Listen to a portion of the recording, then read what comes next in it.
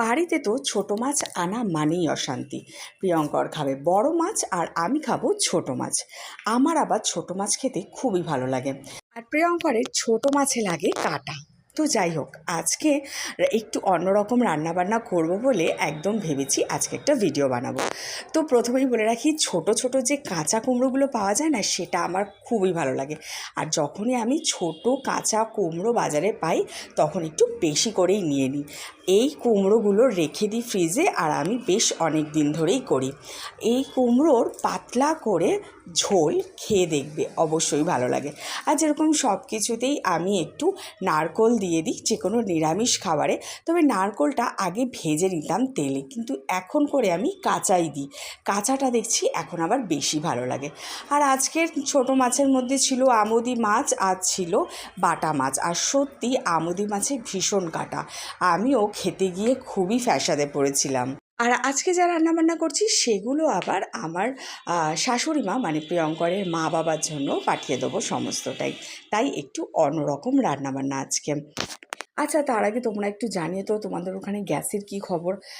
এমনিতে দেখতে গেলে আমার একটা গ্যাস তো 2.5 মাস চলেই, কিন্তু এখন আবার ভাবছি গ্যাসটা যদি 3 মাস চলতো তাহলে আরও বেশি ভালো হতো। কিন্তু 3 মাস চালানো তো খুবই টাফ, তার জন্য প্রেশার কুকারও বার করতে হচ্ছে।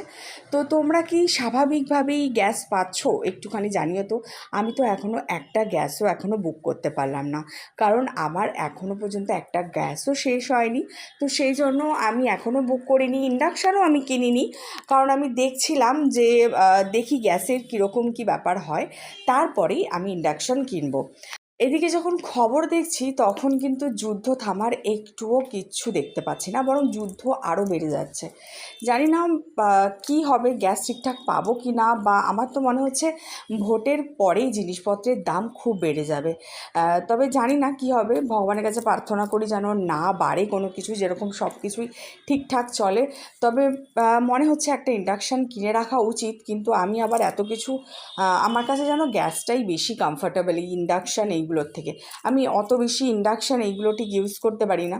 যাই হোক, মোটামুটি গ্যাস না থাকলে তবু তো কেউ ইন্ডাকশানে করে খেতে পারবে, কিন্তু যেটা ব্যাপার, কারেন্ট না থাকলে কি হবে? এই গরমে যদি কারেন্ট না থাকে সেটা আরও দুঃখজনক।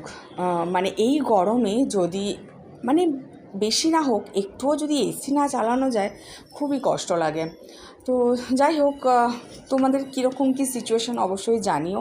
আর অবশ্যই ম্যাগি, ওটস, স্যুপ এগুলো বেশি করে কিনে রাখবে, যাতে কখনো গ্যাস না থাকলে যেন ইলেকট্রিক কেটল করে এইগুলো